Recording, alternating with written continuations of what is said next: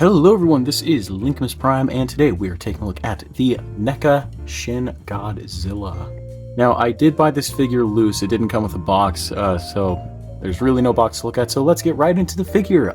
This thing looks absolutely amazing. This is definitely one of my favorite NECA Godzilla figures, and I say that because I don't own an SH Monster Arts, and there is no HEO one that exists, so this is all that I can really afford, because this was $60 out of box. That's fun.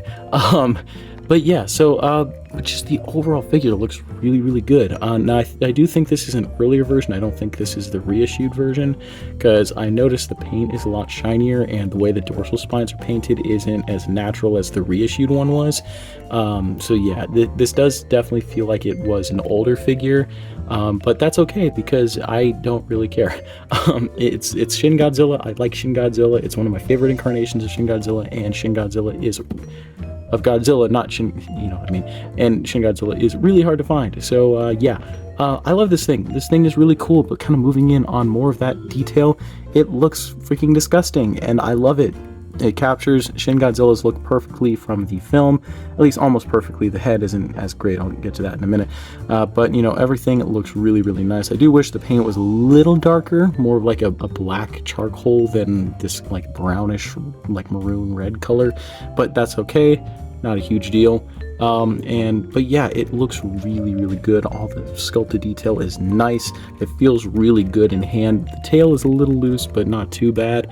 But yeah, just all that painted detail looks really nice. Lots of the red and black dry brushing on this and all that kind of stuff. Moving in on the head sculpt, the eyes are painted, getting that to focus, there we go. The eyes are painted, the little tiny pupil on the inside. The white is there too. It's a little hard to see, but there you go, there it is, and that looks really nice. The teeth are sculpted and painted in, a little messily, but not as bad as it could have been. But yeah, so that is you know, not too bad, but yeah, so you know, when it comes to paint and detail and all that kind of stuff, they definitely did a really good job on this figure. Now, when it comes to his articulation, we do have a hinge joint at the jaw, which allows him to open his mouth really wide, actually. So, you know, he can open his mouth that wide and close it. He can look up that much and down that much, and he can also look side to side, all that kind of stuff, all the way around, and that is pretty much that. He has another joint down here, which can move around and swivel a little bit. It's a little tight, but not too bad. There's another joint in here, which allows for more movement, so it can go side to side, and you know, down, up a little bit. It's a little, you know, tight, but yeah, so there's that. Arms are tiny, but they do move, so move out about that much and in about that much. They can move back and forth, not the most though, so yeah, there's that. Elbows can move up and down. There is a little bit of a swivel in here, and then the hand can swivel as well, and there is a little tiny hinge joint right here in the hand, which can allow it to kind of go up and down a little bit. It's not very effective, but it's there. Legs can move out about that far and move back about that much. Well, they can move up, I should say. They can't really move out, unfortunately, but yeah. The knees do bend, but it's very limited. And then there is a ball joint at the foot, which allows for not too much range, but a decent amount at least. And okay, get out of here. Get. Anyways, and then we have the tail. Now, this tail is a bit controversial, and I can agree with what people think of it. It's not I'm not the biggest fan of it. I think it could have been better. But there's a segment here, a segment here, a segment here, here, and here. There's only 4 segments, technically 5. There's 4 main segments, and then this 5th one is a bendy wire segment, and I'm not the biggest fan of that, but you do have quite a bit of range. It's just like, there's not enough segments here, and my camera's not focusing. That's so fun. But yeah, there's not really a lot of segments here, and that does kind of bother me.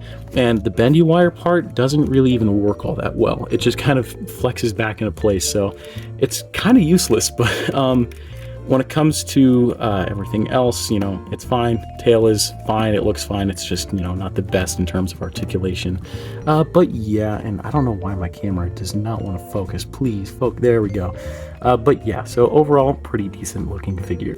Now for a quick size comparison, here we have the NECA Shin Godzilla next to the NECA 1954 Godzilla. They have some similar attributes, and that's because this is supposed to be a kind of a remake of 54's look, so yeah, there's that. But yeah, so you have that comparison. Here we have him with the last Godzilla figure I reviewed, the NECA GMK Godzilla. And finally, here we have him next to his, I guess you could say, era mate, the NECA 2014 Godzilla. And overall, my final comments on this figure is that it is very, very good. When I found it, I was so happy that they had it, because I always wanted like a NECA Shin Godzilla. I didn't really care, you know, people have mixed opinions on it. I thought it's cool, or I thought it was cool before I had it, and I have it now, and I still think it's cool.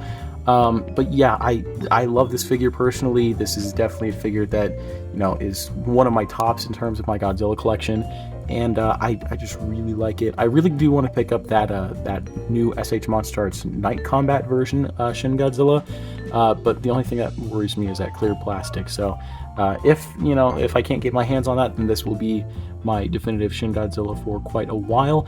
But yeah, so you know, if it existed again, you know, I would recommend picking it up. But if you can find it, pick it up. It's definitely a great figure. I wouldn't recommend paying over like 40 or 60, I guess. I don't know, because I paid like $60 for this thing out of box, and some of my other NECA Godzilla figures I bought for only like $40, and they were in box. So yeah, it can kind of depend, but you know, if you want to pick up this figure, new in box, not new in box, make sure it's for a good price. But yeah, so anyways guys, that is pretty much about it for this review. I hope you all enjoyed. Please like, comment, and subscribe, and I'll see you guys in the next video. Peace.